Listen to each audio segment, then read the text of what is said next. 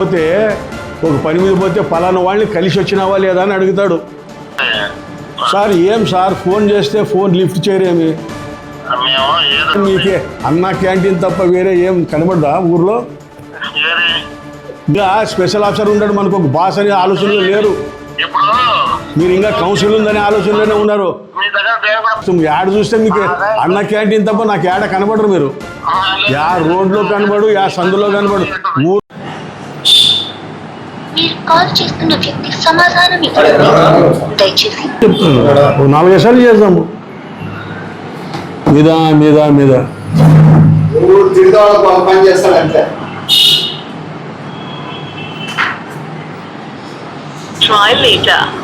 మీరు డయల్ చేస్తున్న నంబర్ ప్రస్తుతం బిజీగా ఉంది. కట్ చేస్తున్నాడు. కొంత సమయం తర్వాత మళ్ళీ ప్రయత్నించండి.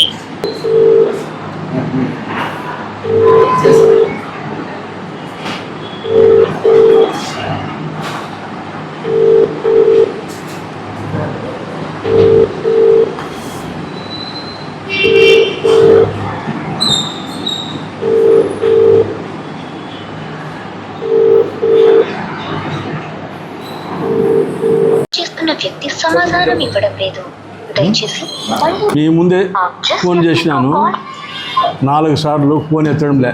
ఫోన్ ఎవరిది? ఈయన సొంతమా? Municipality phone. ఎవరన్నా ఫోన్ చేయని ఎత్తాల. లేదంటే కన్నా నువ్వు మళ్ళీ మెసేజ్ పెట్టాలి నాకు, తర్వాత చేస్తాను అని. అదిలే ఇదిలే. ఇప్పుడు మన రైల్వే స్టేషన్ రోడ్ ఉంది కదా, ఎంత ఇకారం ఉందంటే అంత ఇకారం. కాలువ నిండి కాలువ బయటకు వస్తే దాన్ని చూసే నాతో లేదు. హెల్త్ ఆఫీసర్కి ఫోన్ చేస్తే ఏమంటాడు హెల్త్ ఆఫీసరు? రేపు లేదు మర్నాడు పెడతా అంటాడు. రేపు లేదు మర్నాడు అంటే వారమా, ఇంతవరకు పెట్టలే. ఆ కాలువ నిండి పూడు పైనెక్కి పారుతుంది. మరి దీనికి ఎవరు బాధ్యులు? ఈయన ప్రక్కతో పోతాడు, అది దీన్ని చూస్తాడు. యాదది మన అన్నా క్యాంటీన్. అన్నా క్యాంటీన్కి పోయి ఇల్లు లేదా నీకు? పక్కతో ఆడేపోయేది అన్నా క్యాంటీన్లో తినొచ్చేదే. మాట చెప్తాను, ఊరంతా తిరగాలయా నువ్వు కమిషనర్ అంటే. ఏమనుకున్నావు? కమిషనర్ ఎట్లుండాలా? పక్కతో ఊరికే ఏళ్ళు వస్తే కానీ బటను. ఇప్పటికే ఎన్ని బటన్లు వచ్చినావు నువ్వు? నీవు వచ్చినప్పటి నుంచి ఎన్ని బటన్లు వచ్చినావు? ఇప్పుడు బటన్లు వచ్చే కూడా వెనక ముందు ఉంటుంది. ఎవరికన్నా కానీ పని చేసిన వాళ్ళకి సీనియర్టీ వాళ్ళకి డబ్బు ఇవ్వాల ముందు, దాని తర్వాత వేరే వాళ్ళకి ఇవ్వాల. నీ ఇష్టానుసారం ఎవరో ఫోన్ చేస్తే వచ్చేదేనా నీవు? వచ్చేది ఇచ్చేది పెట్టుకునేది. ఏమది పద్ధతి మార్చుకోవాలా? లేదంటే నీ పైన మళ్ళీ డిఎంఏకి రాస్తాం, ఆర్జేడీకి రాస్తాము, డిఎంఏకి రాస్తాం. ఏమప్పా? అంటే మీ గతంలో కూడా ఫోన్ చేసినారు సార్? గతంలో చాలాసార్లు ఫోన్ చేసినాను, రెస్పాన్స్ ఉండదు. కమిషనర్ చూస్తుంటే మబ్బు ఉన్నాడు మనిషి, పూరా మబ్బు. ఇప్పుడు కమిషనర్ తగ్గ పోతే ఒక పని మీద పోతే పలానా వాళ్ళని కలిసి వచ్చినావా లేదా అని అడుగుతాడు. అంటే అర్థమేమి? ఈయన కమిషనర్, ఆయన అటువంటి మాటలు మాట్లాడరాదు. ఇప్పుడు ఒకవేళ ఏమనుంటే వాళ్ళ తిప్పులు వాళ్ళు పడతారు, కానీ నీవేం పోయి ఆడిపోయి మాట్లాడరా, ఆడపోయి చేసుకొని రా అనేది ఇట్లా తప్పుడు ప్రచారాలు చేయరాదు. కమిషనర్గానే ఉండాల.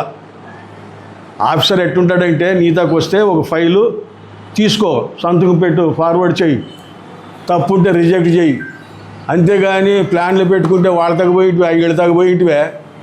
ఏమది పద్ధతి? వాళ్ళ తగ్గపోయిటివే, వీళ్ళ తగ్గపోయిటివే. దీనిపైన అడిగినాను కూడా ఆయనకి. ఎవరు నిన్ను కాపాడలేరు, ఏదన్నా కంప్లైంట్లు పెడితే నీవే పోయేది ఇంటికి అని కూడా చెప్పినాను. సస్పెండ్ అయ్యేది నీవే, ఇంటికి పోయేది నీవే, అన్నీ నీవే. జవాబుదారీ నీకే. పొలిటీషియన్ మాకేం ఉండదు, మేము అన్నీ చెప్తాం. మేము అది చెయ్యి ఇది చెయ్యి అని దండికి చేస్తున్నారు మున్సిపాలిటీలో. ఇంకేముంటే అడగండి. లిఫ్ట్ చేయరేమి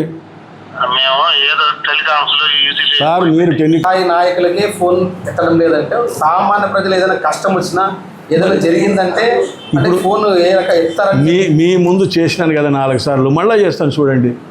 దీనికి మళ్ళీ రెస్పాన్స్ ఉంటుంది చూడండి మళ్ళీ. అంటే ఎంత నిర్లక్ష్యం అంటావు దీనికి? అధికారి మున్సిపాలిటీ కమిషనర్ అంటే మరి ఇప్పుడు ఎవరు లేరు అంటే స్పెషల్ ఆఫీసర్ అనే భయం లేదు ఇప్పుడు వీళ్ళకి.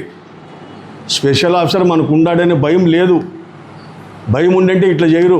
ఎందుకంటే కమిషనర్ ఇంతకుముందు కౌన్సిల్ ఉండే, ఏం చేసినా నడిచిపోతుండే. ఇప్పుడు కౌన్సిల్ లేదు. హలో కమిషనర్ గారా?